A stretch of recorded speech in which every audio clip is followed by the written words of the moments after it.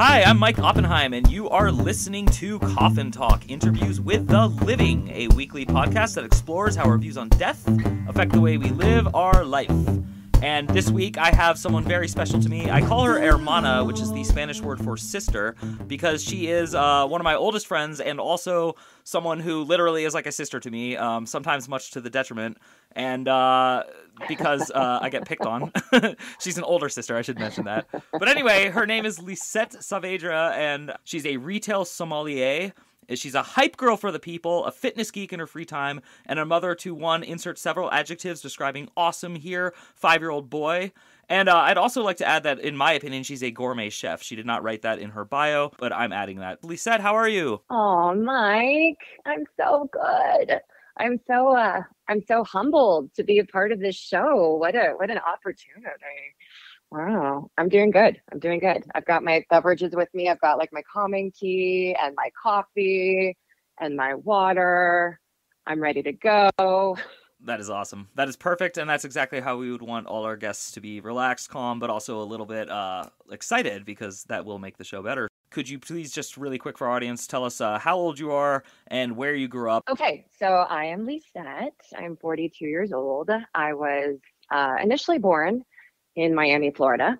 And when I was 2, sorry, Alana, my mother had the good sense of getting me out of Florida. So she moved me out of Miami and into the heart of the beast in Los Angeles. And then she had the good sense of getting me out of there when I was 10. So I was raised in the Bay Area with small stints in London and Portland, where I met Mike. And then ultimately 16 years in San Francisco before moving to Denver. Yeah, and we have a lot in common, like so many things, but I think the weirdest one, that at least when we first met, was Lisette is also Jewish and Cuban, which is what I am, and that's not very common.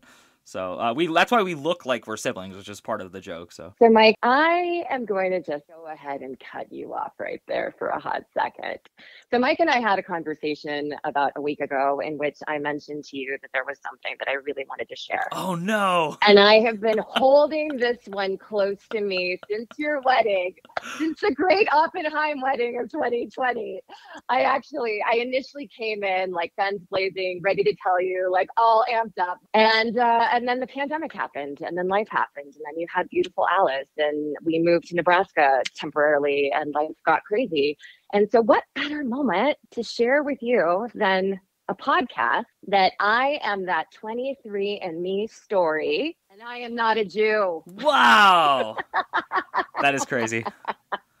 Wow. Wow. Yeah. And to peel the curtain back, she did tell me a week ago that she had a bombshell to drop, and I was guessing furiously. No part of me guessed this. So yeah, this has been a massive conversation in the past few years. Super, super interesting. Here I was, taking the test, not guessing to myself that there was any surprises other than like, how Jewish are you? That was the question. That is how Jewish I knew I was based on my mother's stories and all the things that my father had shared with her, and they had been married for some time. They divorced when I was 2. So I had some experience with his story and knowledge of where he came from. But other than that, otherwise, I had never met him up until I was about 37 years old. I had not even seen so much as a photo of him. So there I go on 23andMe, and I'm just like, okay, cool. So am I a Portuguese Jew? There's some Israeli in there. Like, what am I going to find? Right. And I am close to 14% Native American. So that starts coming out. There are little bits of like Vietnamese here. There's some French. But then there she is. Your most recent ancestry in the Americas come from Cuba, which I was well aware of, and Mexico City. Wow. Hey everyone, if you're a fan of the show, please head over to MikeyOp.com and click the subscribe button. It's the best way to support us, and it's free. That's MikeyOpp.com. Thanks. This is so good for this podcast because it is actually totally ties into a few of the questions I was planning on asking you, which is about identity and childhood and like knowing of, but not really directly knowing your dad, which obviously is a theme in my life in reverse. Correct. Wow. I mean, actually, the first question I want to ask you, just because I'd never heard this part, your mother didn't keep a single photo of your father to show you the whole time you were a kid? So that's another can of worms. Which direction do we want to take this podcast here because we could go in many different avenues. I think we have the making for like a 2 hours. I'm not going to refer to her by her name just in case, but I say hi to your mom if she listens to this because I love her dearly. And cool, as do I. Yeah, that was a story that was kind of kept within the family. My grandmother used to love to tell me or remind me that when I was very, very young, she attempted to show me a photo of him, and I said to her that I did not like his face. And so please put that away. Now, clearly, I'm not going to remember that moment. So years later, when I'm like, hey, guys, how about that photo? How about just like anything? And no one had anything. So it wasn't until I think my aunt had moved from Florida that she found a photo of my father in one of her old boxes. And I get this random call one day, you know, as you do, from your mother, who's just like, hey, do you want to see what your dad looks like? So yeah. So up until then, I had not seen him. And my story with him, you know, was riddled with what had been shared with me, and also just like this ultimate desire to get past it. Not the greatest guy, so they just kind of moved on, and she left, and as I said, took me to another state. So this discovery kind of like, it was like, you know, it was the impetus for wanting to know more. And that was right around the time that we were talking about having a child. And Anthony's like, I think that we need to jump on finding out a little more about your genealogy, right? So come 2019, just before your wedding, I take this 23andMe, right? Well, it gets better. I mean, like, this is just like the icing. There was so much that occurred after your wedding that I'm actually kind of excited that like, this is the platform that we're using for me to share all of this with you. This is incredible. Yeah. So 2019, 23andMe is taken. I find all this out and I'm searching. I mean, I have just like hundreds and hundreds of, you know, distant relatives, all with last names such as Ramirez and Hernandez. And I'm just like, I'm looking for one like Rosenberg, you know, I'm just like, where it's like, there's gotta be one, right? Like there's like a 0.05 Ashkenazi Jew match there. I am more Vietnamese than like Ashkenazi on 23andMe. But where's all this Jewish? Like what on earth? I knew his last name was Rosen. My mother told me he was just, you know, he was very entrenched in the Jewish world in Miami. So sometime in 2020, I am reached out to by this woman who says, hey, I think I know your first cousin. Would you like me to put you in touch with her? And I knew that I was one of several kids. I knew that he had had several marriages and potentially one after me. But I was not quite prepared for everything that just kind of snowballed after this. So before I know it, I'm put in contact with Dawn, who is my first cousin, raised by my father's mother, raised by our grandmother, who is half French Canadian, half Mexican, just very close to the border of Texas. You know, I have family photos sent to me. I have a grandfather who looks like Diego Rivera. My grandmother was a redhead, and my father was a Golden Gloves boxing champion. Wow. Who did not move to the United States until he was 18 years old. His mother came first to make the money, left the father, saved up dough, sent her children over, and my father moved to Wisconsin when he was 18. Yeah, totally freaking bonkers. The man reinvented himself, Wow. studied medicine, let that go, married his first wife, had my first sister and brother, who I'm now in contact with, Rosemary, whom I speak to regularly. Went on to meet my mother, eventually had become a Jew by then, I guess, you know, had some charlatan story about how his father was a Portuguese Jew, never sharing with my mother the truth that he came from Mexico, and went on to marry some Georgian, you know, produce agriculture heiress, had twins, and then a final son in his last marriage. So I am one of 5. I'm sorry, or 6. Let's count.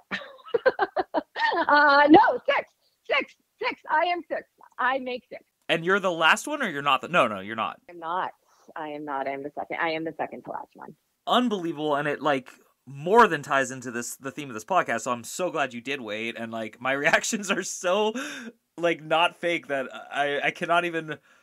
I mean, okay, obviously, just for our listeners, in case you're new, as I revealed a few episodes ago, I have an estranged son who lives in Thailand, who I saw every single day of my life until he was 2. I got a divorce from his mother.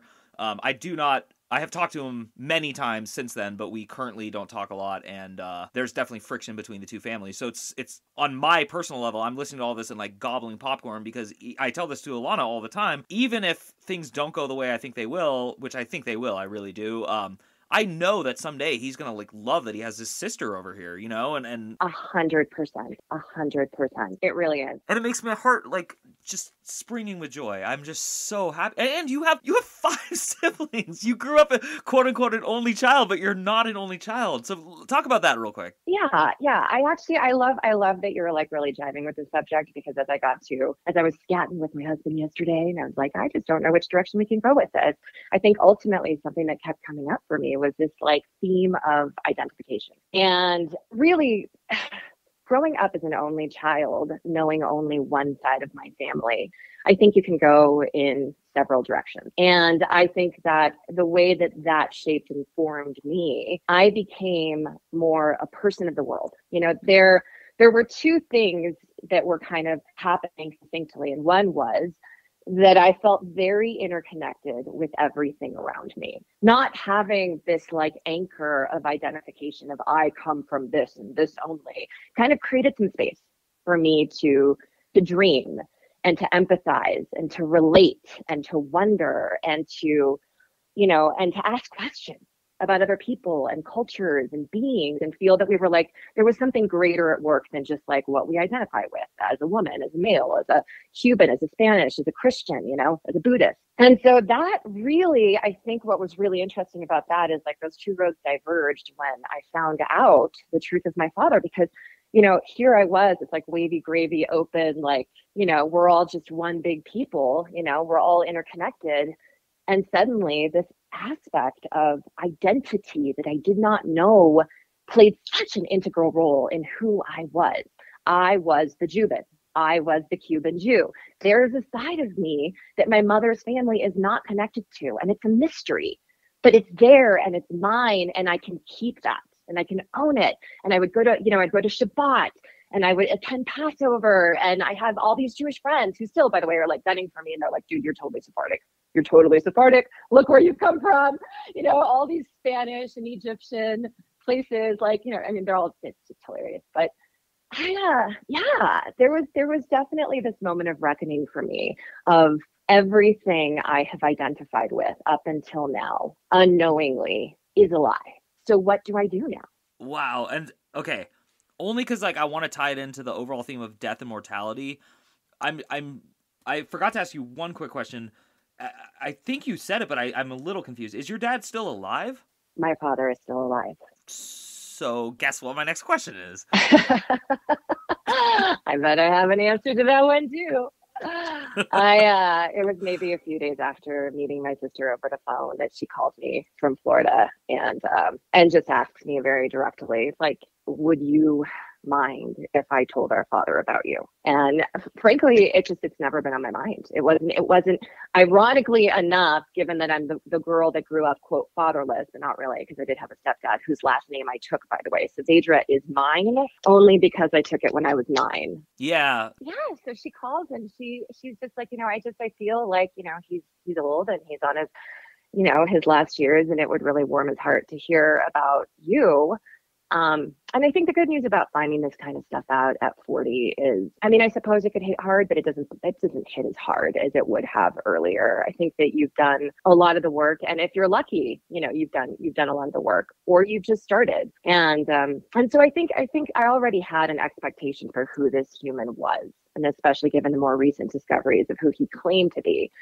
I wasn't expecting much. So I gave her the pass and I said, you know, I'm not necessarily interested in getting to know who he is, but you're more than welcome to reach out and test the waters. And he completely denied knowing me. He completely denied my existence. He said he had 5 children and 5 children only. And that was the end of the conversation. So I continue to keep in touch with the family, with Dawn, with Rosemary, with, you know, whoever would be interested in knowing more. And that's just something that I live with, while trying to reconcile this sense of identification that I've had all of my life in being a Jew. You know, I mean, as my husband says, he's like, you know, you were just, you know, transferred from one oppressed people to the other. It's great. It makes total sense.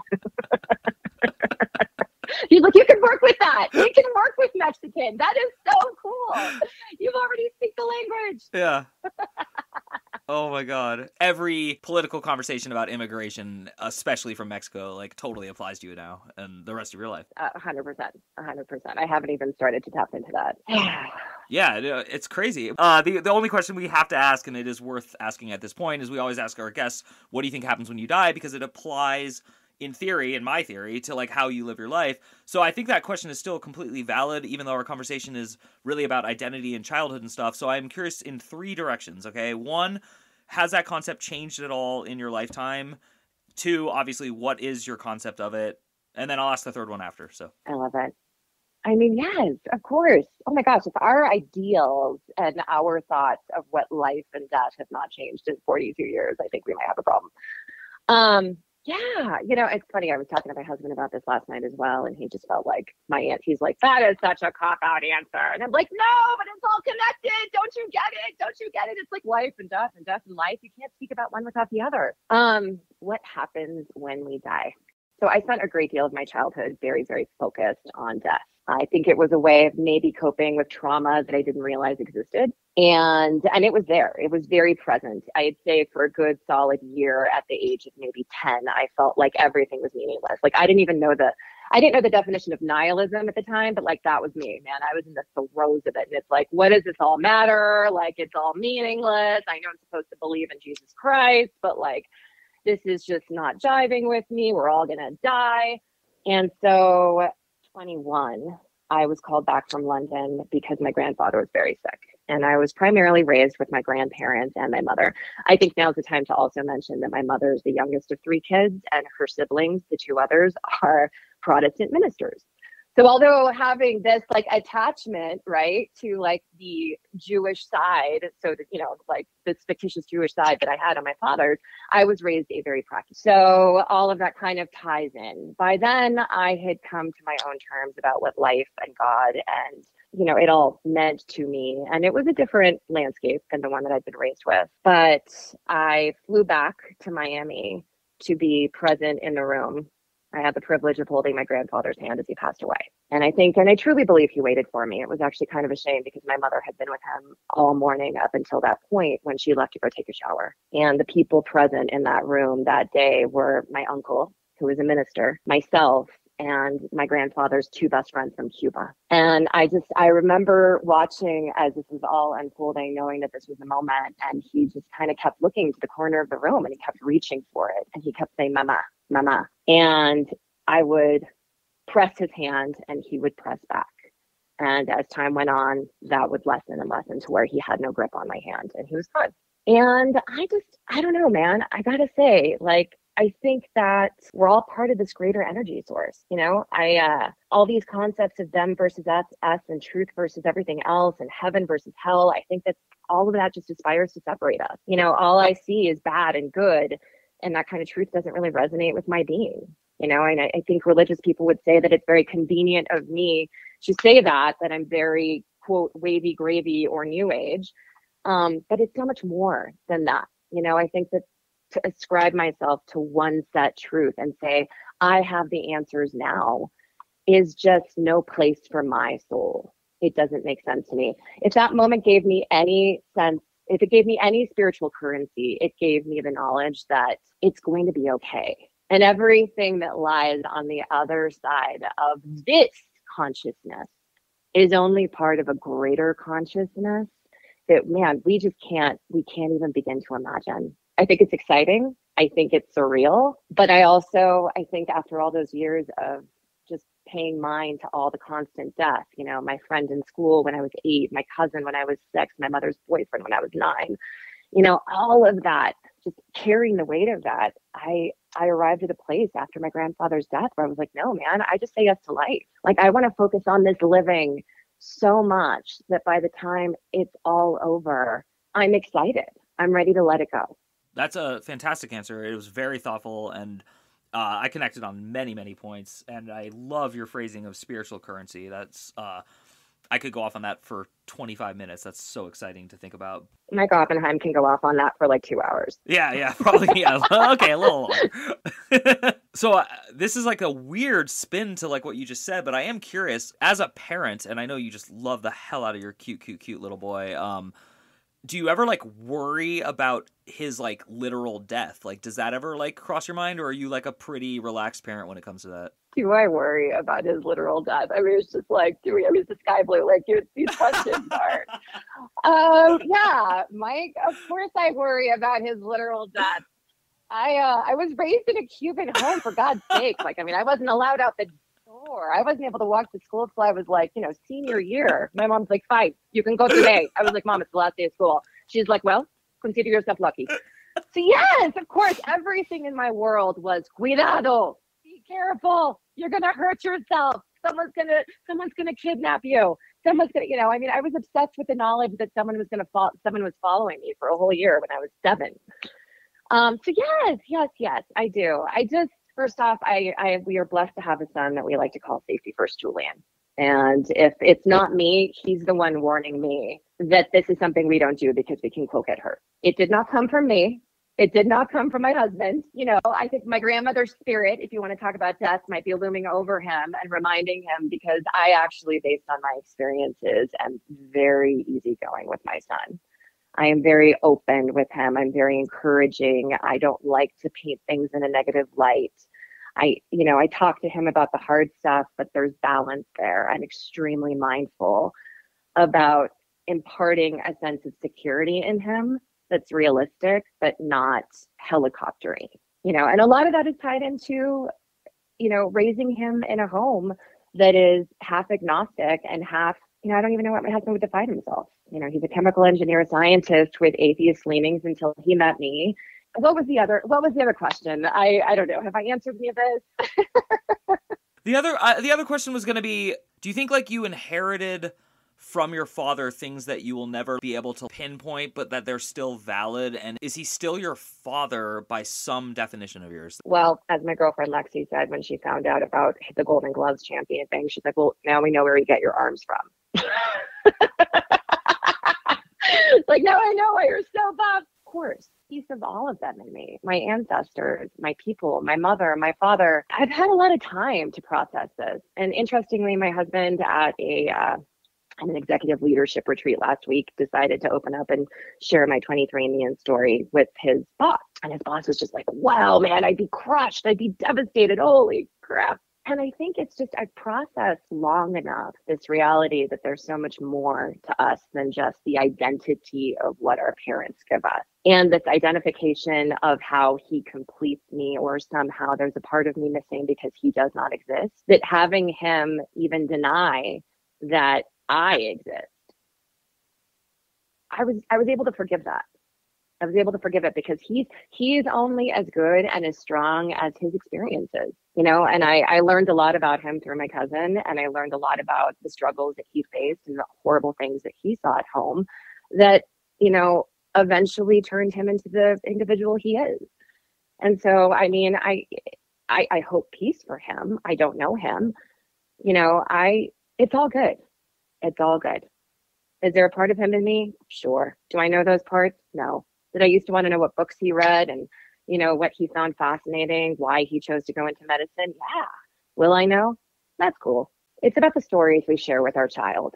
It's about what we pass on to our children. And I think that resiliency and forgiveness and gratitude, if I can teach Julian that in the way that I live my life, I think that I will have considered myself more successful than any narrative of pursuing my father and understanding why he did the things he did would do for me or my son. So, not to paraphrase you, but it's kind of my question for you. Are you essentially saying that we get to like pick the parts of our memories and our identity that we want, and then we get to construct it? Sure.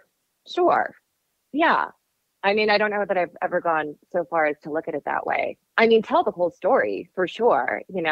Try to be as earnest as you can with yourself and with future generations about what everything looked like. But, I mean, like, isn't happiness just a choice? Isn't moving forward just honoring the parts that help you carry forgiveness? You're speaking to me about identity formation and like what you're doing. And I'm trying to think of like, normally the child rejects the parent who left. Correct. But I would say that's more normal. Absolutely. And so I just it's unfathomable to me as a father of two that I would ever deny either of my beautiful, lovely, glorious children, but I also don't, I don't know.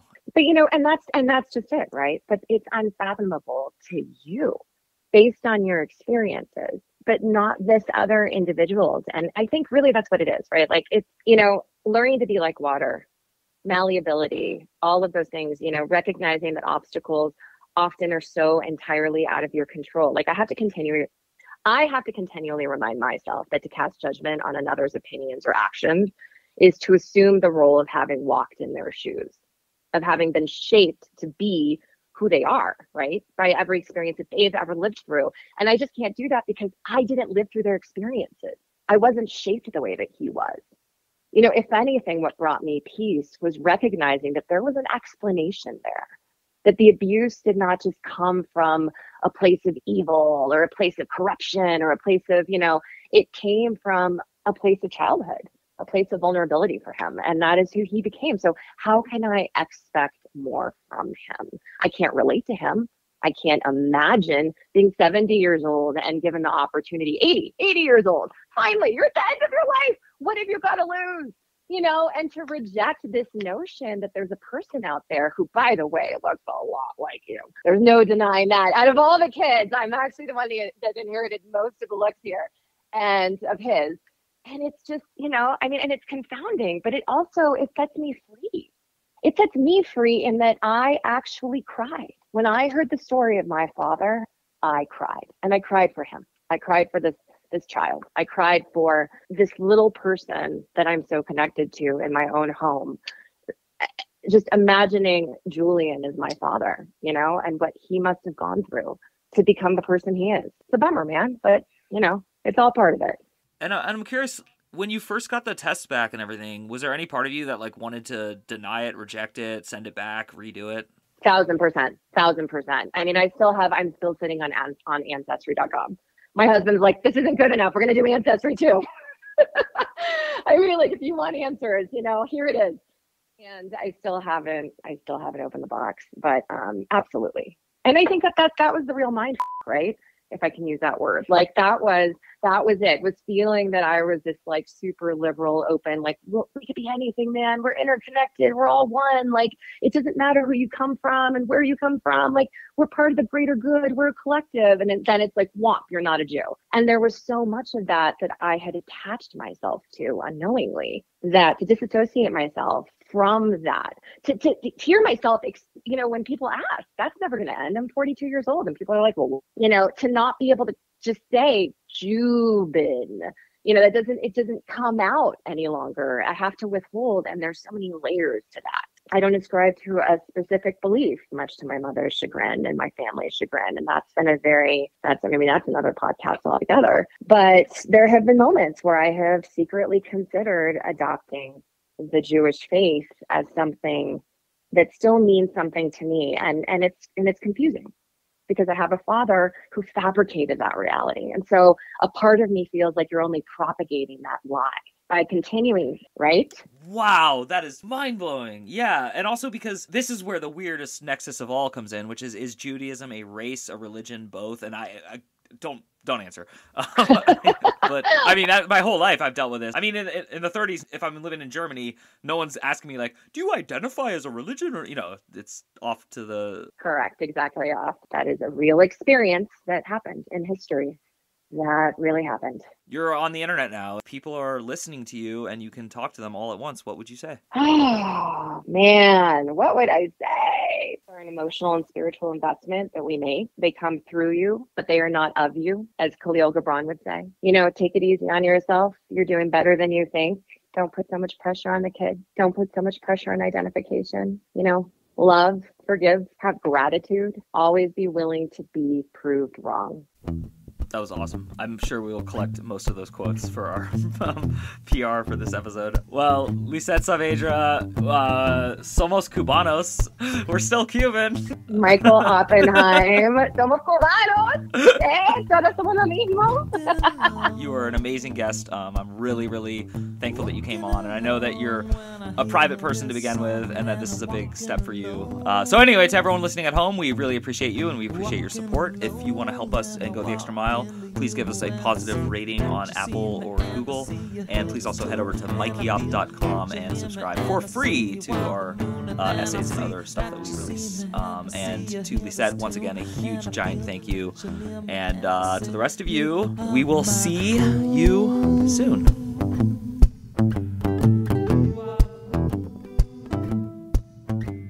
Walking alone.